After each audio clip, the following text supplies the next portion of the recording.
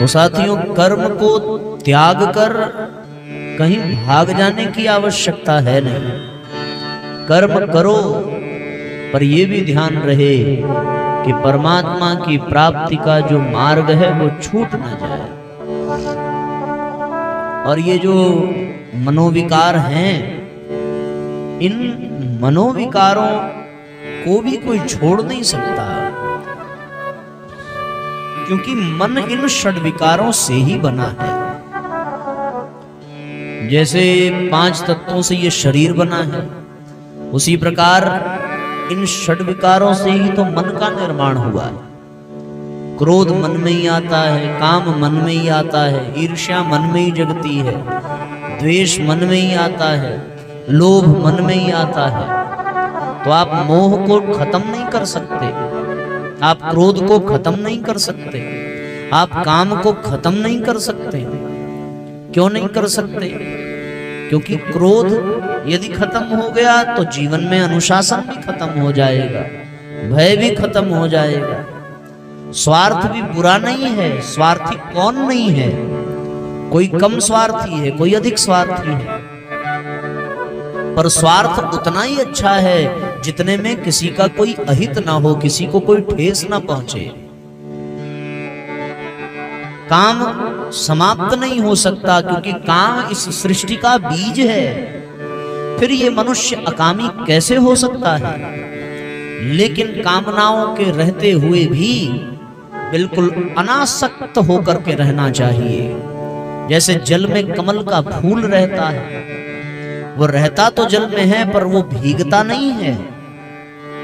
जल में होते हुए भी जल उसको भिगा नहीं पाता। कमल के पत्ते पर आप देखें, जल की बूंद भी रहेगी, पर उस जल की बूंद हटते ही वो बिल्कुल वैसा ही सूखा का सूखा ही रहता है। इसी प्रकार साथियों, मोह यदि खत्म हो जाए तो फिर व्यक्ति काम किसके लिए करेगा? परिवार का मोह है, बच्चों का मोह है, तभी तो वो नौकरी कर रहा है, तभी तो घर बनवा रहा है, तभी तो वो धन का उपार्जन कर रहा है। मोह है। पर मजे की बात यह है, जो गोपियों से सीखने लायक है, जो ग्वाल बालों से सीखने लायक है, कि उन्होंने मोह अपना भगवान से जोड़ दिया, उन्होंने क्रोध अपना भगवान से जोड़ दिया, उन्होंने लोभ अपना भगवान से जोड़ दिया, उन्होंने अपनी कामना भगवान से जोड़ दी, संसार से नहीं जोड़ के रखे। हमारा काम, क्रोध, लोभ, मोह ये सब संसार से जुड़ जाता है तो ही हमारे कष्ट का कारण बनता है। और यदि ये भगवान से जुड़ जाए तो फिर ये आनंद प्रदान करने वाला हो जाता है। इन गोपियों को बहुत आनंद है। ये गोपियां परस्पर एक ही चर्चा करती, जो गोपनशीला है, जो अपने प्रेम को गोपनीय रखती है परमात्मा के प्रति, उसको गोपी कहते हैं। या गो यानी इंद्रियां भी बताया था, तो जो इंद्रियों के सहारे भगवान के भक्ति का पान करती हैं उसको गोपी कहते हैं।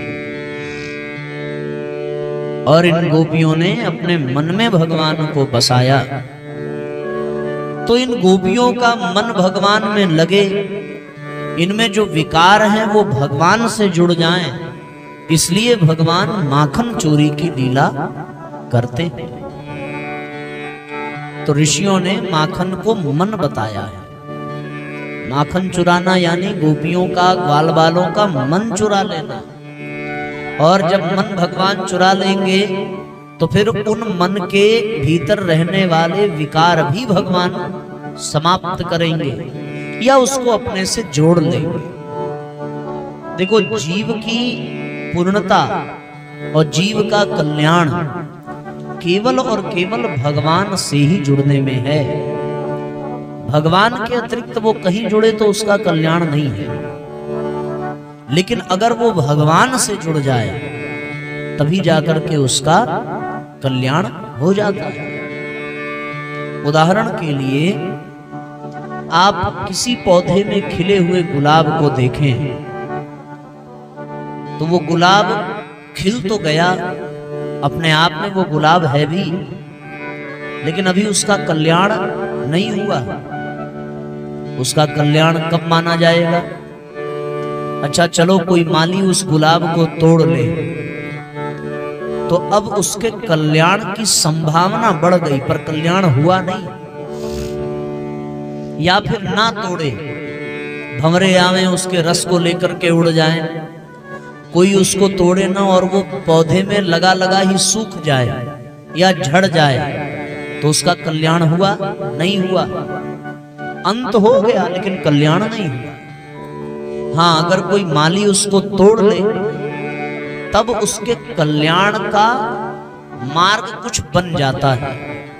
लेकिन अब वो माली ले जाए और ले जाकर के बाजार में बेच दे और खरीदने वाला कोई प्रेमी हो और वो प्रेमी गुलाब का फूल अपने प्रियतम को ले जाकर के दे दे, तो बताओ उस गुलाब का कल्याण हुआ? नहीं हुआ।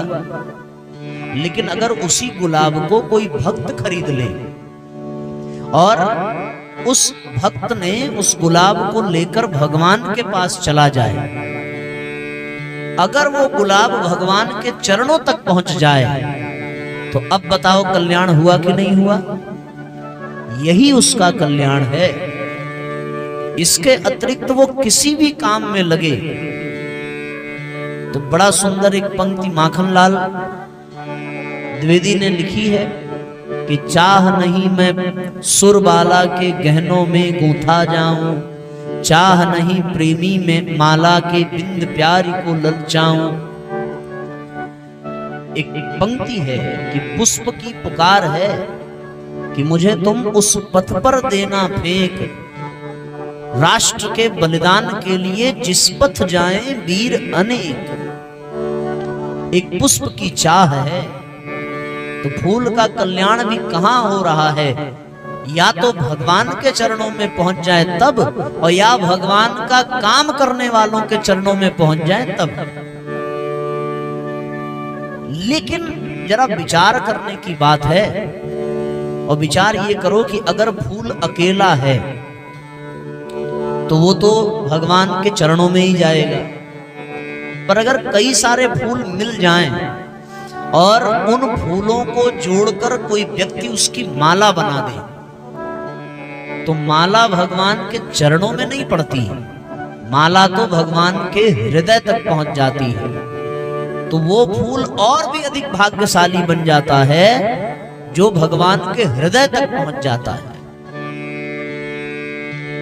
इसलिए साथियों, किसी भी तत्व का, किसी भी पदार्थ का कल्याण तभी है जब वो भगवान से जुड़ जाए। कोई पत्थर मारा मारा फिरता रहे और उस पत्थर को लोग पैरों से ठोकर मारे, उठाकर इधर फेंकें उधर फेंकें, लेकिन अब कोई कलाकार आ जाए, कोई मूर्तिकार आ जाए और उस पत्थर को काट कर, छांट कर, पीट कर, तोड़ कर उसी पत्थर की एक सुंदर सी प्रतिमा बना दे, तो अब उस पत्थर का कल्याण हुआ कि नहीं हुआ? अब तक वो पत्थर किसी के पैरों को चोट पहुंचाता था, अब तक वो पत्थर किसी को ठेस पहुंचाता था, पर अब उसी पत्थर के आगे लोग मस्तक झुका रहे हैं, तो उस पत्थर का कल्याण हुआ? किसी मंदिर में कई हजार ईंटें लगी होती हैं, लेकिन सब ईंटों पर माथा नहीं पड़ता।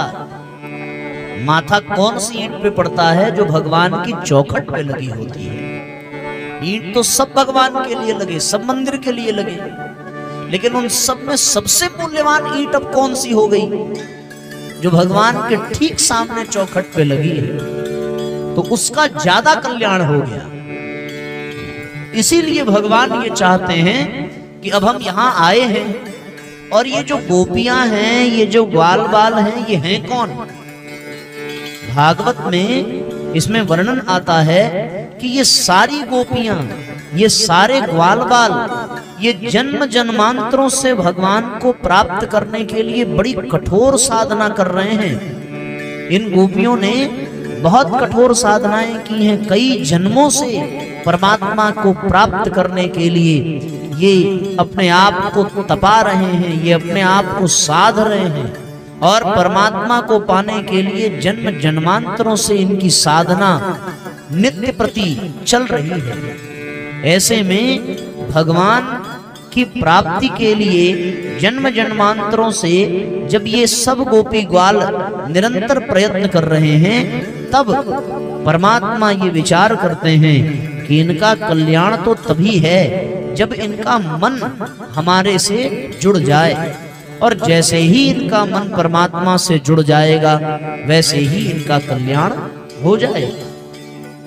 तो भगवान ने कहा कि ये अपने पुरुषार्थ तो कर ही रहे हैं, क्योंकि जीव के हाथ में केवल पुरुषार्थ करना ही है।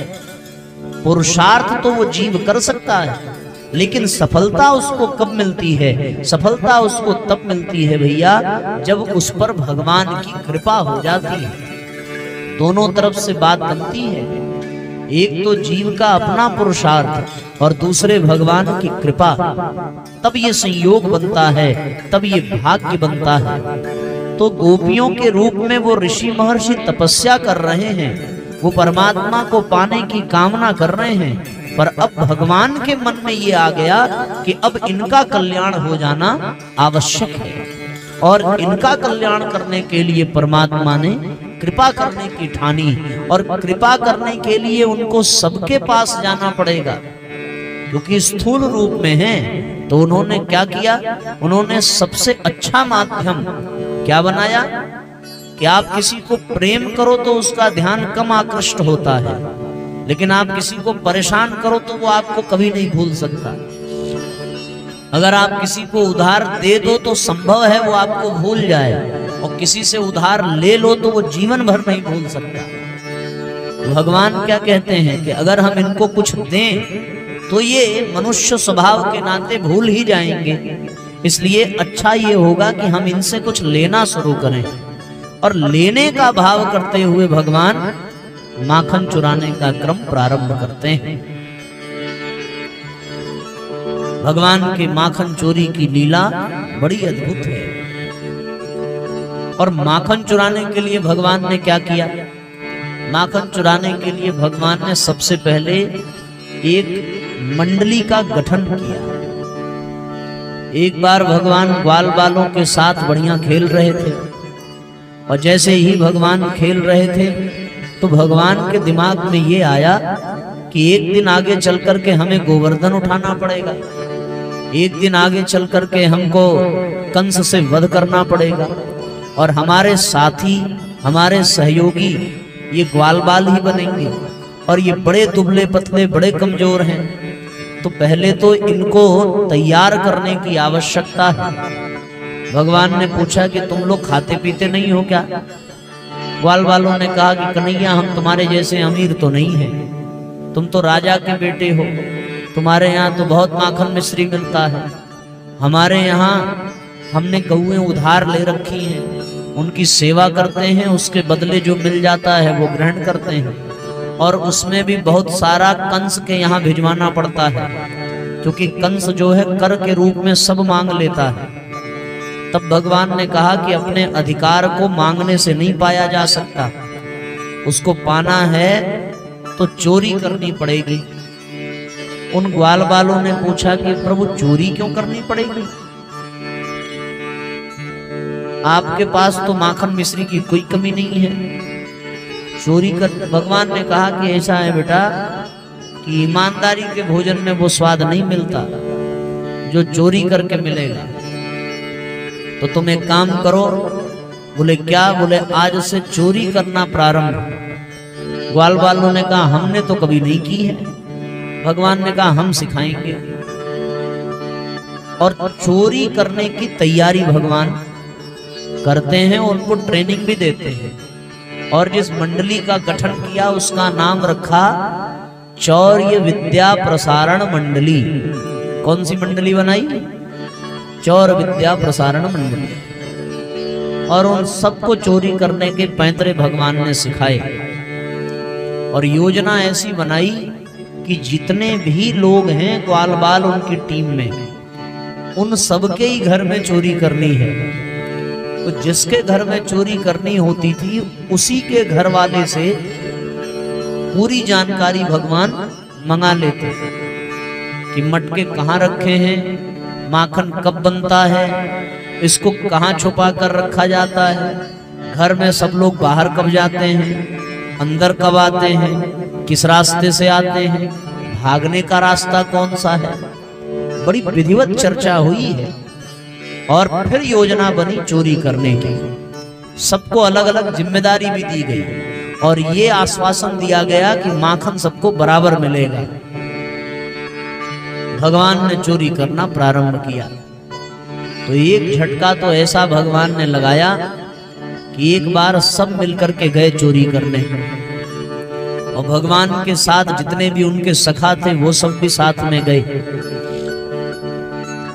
गोपियों को तो पता नहीं कि ऐसा भी कुछ वृंदावन में होने वाला है, वो सब निश्चिंत रहती। और भगवान ने चोरी करना प्रारंभ किया तो पहली बार जब चोरी हुई तो गोपियों को कोई संदेह नहीं हुआ, क्योंकि आज तक तो ऐसा हुआ ही नहीं था। उनके यहाँ किवाड़ कभी बंद नहीं होते थे, सब भगवान के भक्त, सब सज्जन। पर यहाँ भगवान के भक्त तो ईमानदार निकले पर भगवान ही बेईमान निकल गए। अब करें तो करें क्या। तो भगवान ने उनके घर में चोरी की। ये बात किसी को भनक न लगी, पर जब 2-3 घरों में चोरियां हो गई तब शंका हुई कि ये कर कौन रहा है। और धीरे धीरे ये पोल खुली कि ये कोई और नहीं कर रहा, नंद का छोरा कर रहा है। सब गोपियों ने भी अपनी एक मंडली बना ली, केवल ग्वाल वालों की मंडली नहीं बनी, उन गोपियों की भी मंडली बनी। और उन गोपियों ने किस लिए मंडली बनाई, एक तो चोरी करने की मंडली और एक चोरों को पकड़ने की मंडली। मामला एकदम बराबरी का चल रहा है। पर अब जिस ओर भगवान हो जीत तो उधर ही होती है। खूब माखन चुरावें और सब में बराबर बटे और सब जी भर के माखन खाएं।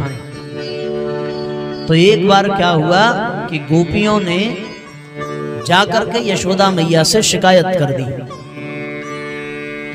कि तुम्हारा लाला ही सबको भरमा करके सबसे चोरी कराता है। यशोदा मैया ने कहा कि दिमाग खराब हो गया है तुम लोगों का, हमारे घर में क्या माखन की कमी है जो तुम्हारे घर चोरी करने जाएगा।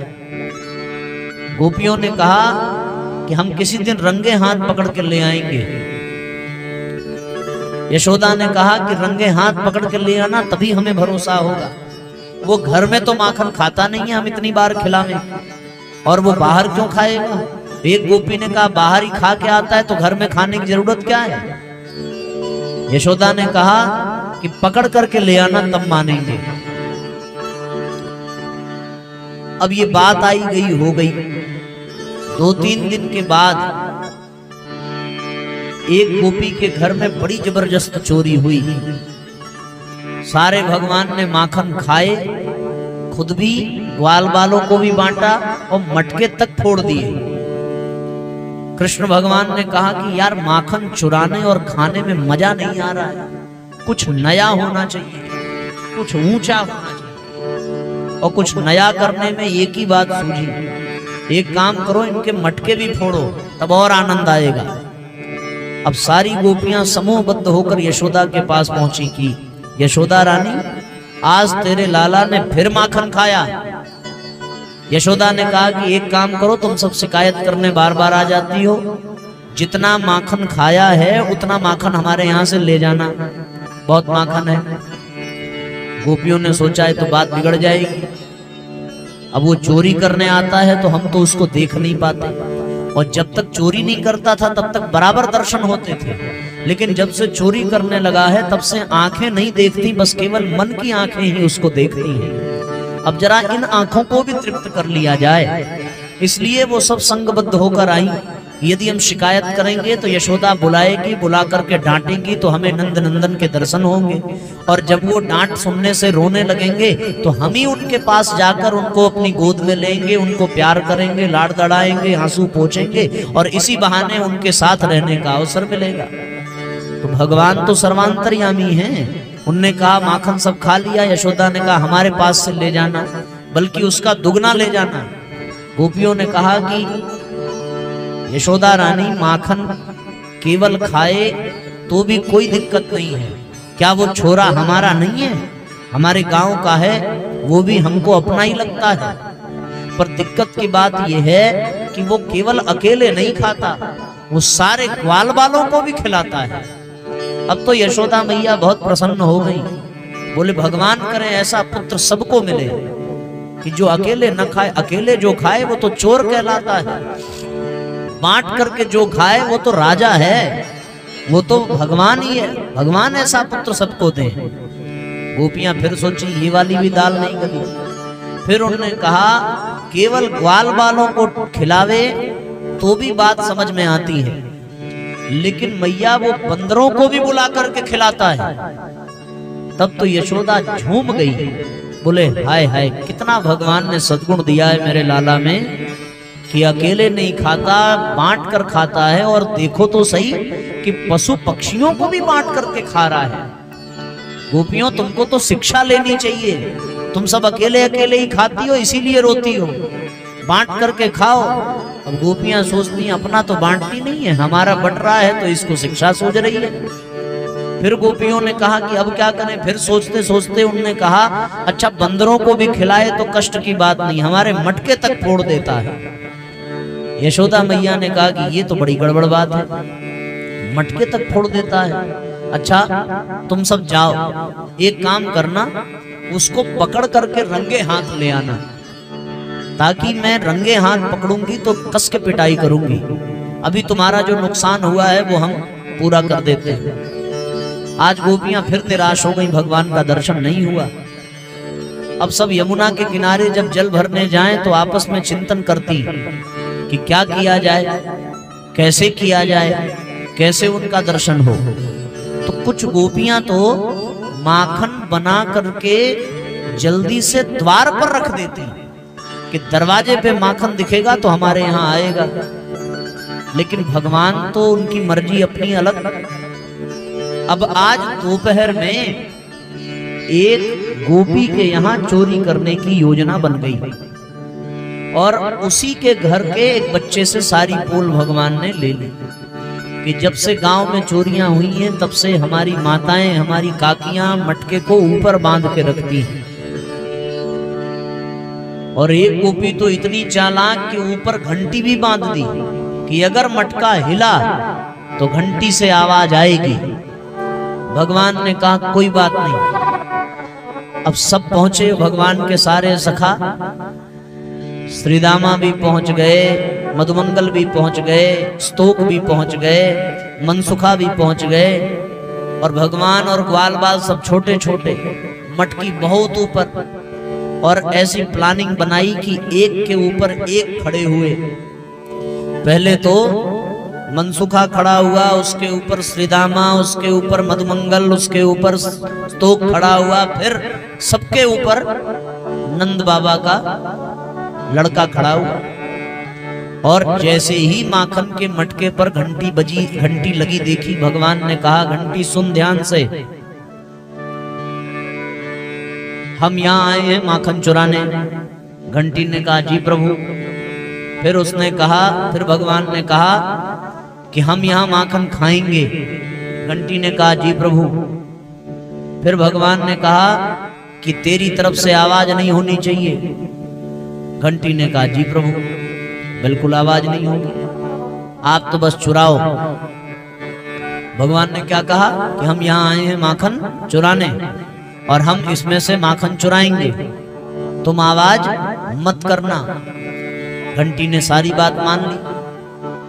भगवान ऊपर खड़े और मटके में हाथ डाला, और मटके में हाथ डाला तो नीचे उतरने की बजाय ऊपर ही खाना शुरू किया।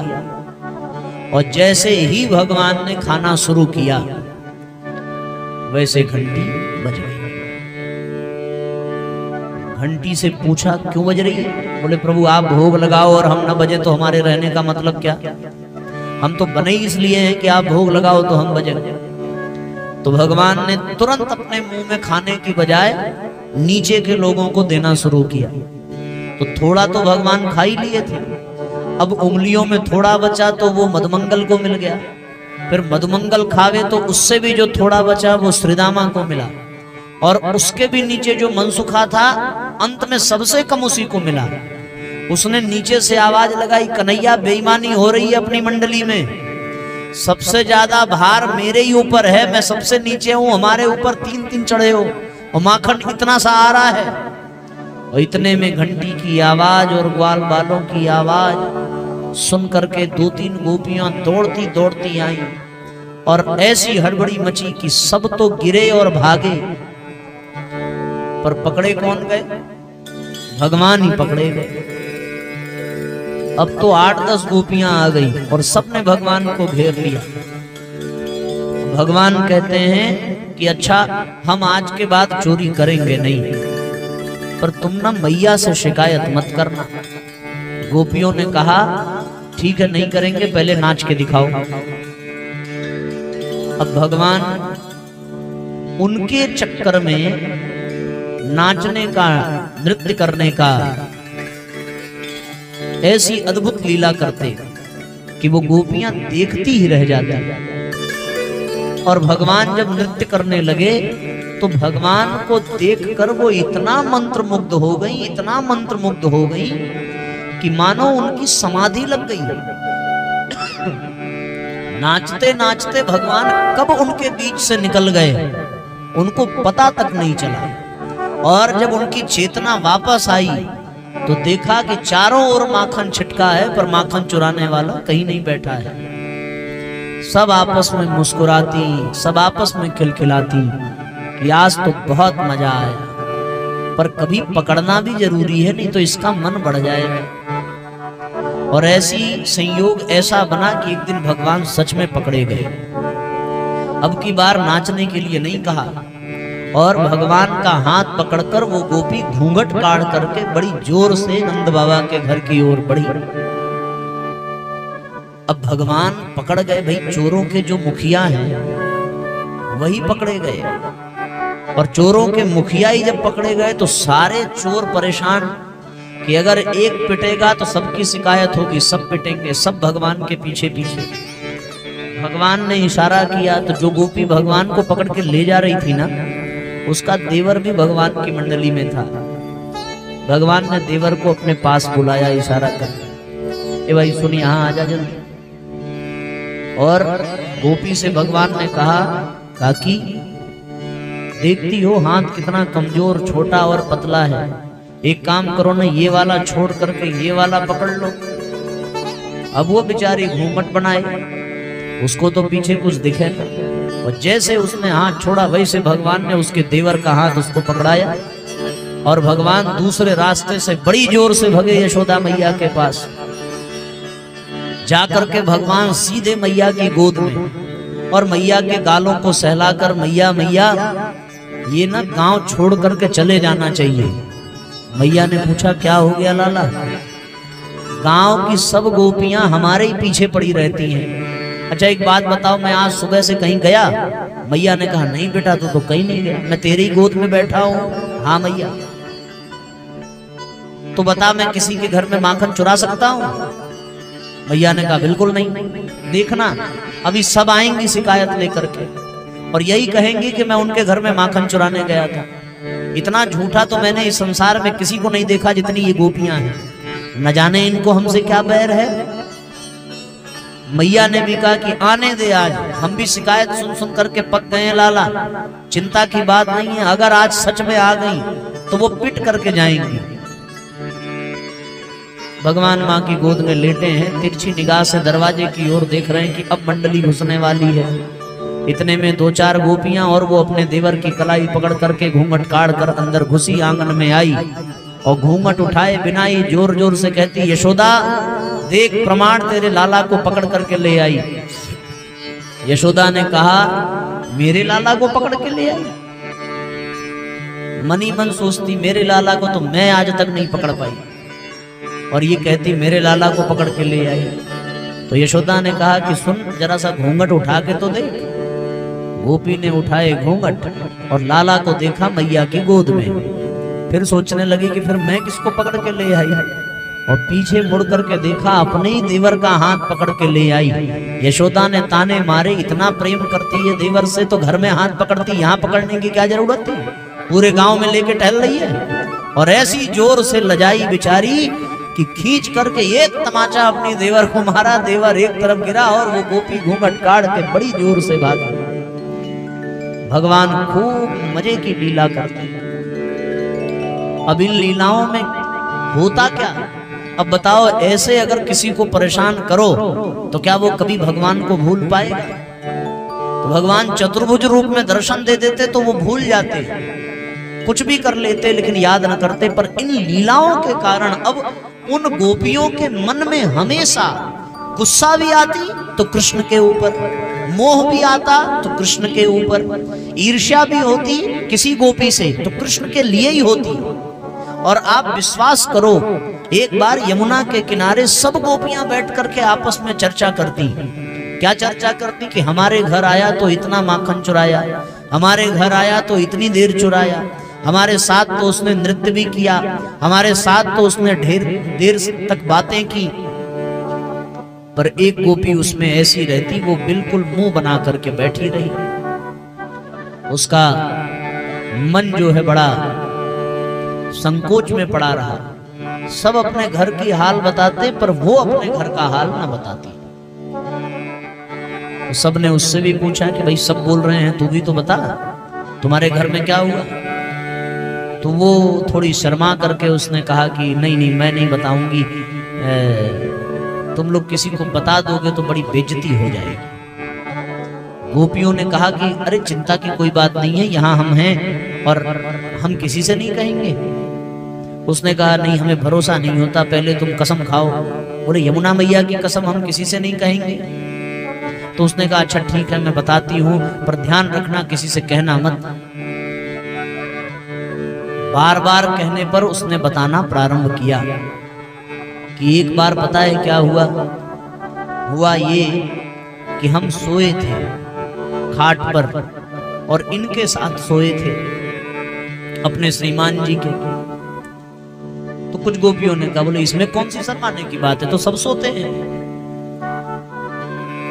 बोले ये शर्माने की बात नहीं है, शर्माने की बात यह है कि हम जब सोए तो अपनी खाट के ठीक ऊपर माखन की मटकी बांध कर सोए।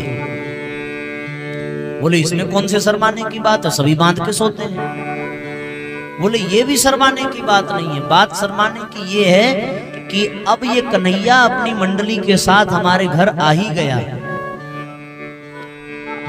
और खाट के ऊपर से मटके में हाथ डाल करके माखन खाना प्रारंभ किया।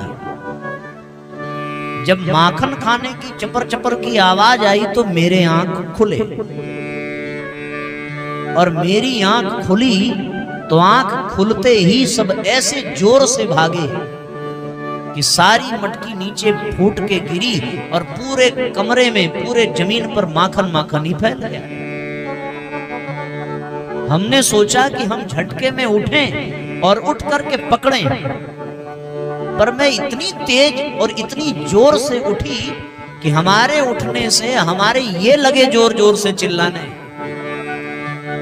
हम ये चक्कर में पड़ गए कि हम पकड़ने उनको जा रहे हैं, इनको क्या हो गया, ये काहे चिल्ला रहे हैं। फिर पीछे मुड़ करके जो देखा तो हमारी तो हालत खराब हो गई।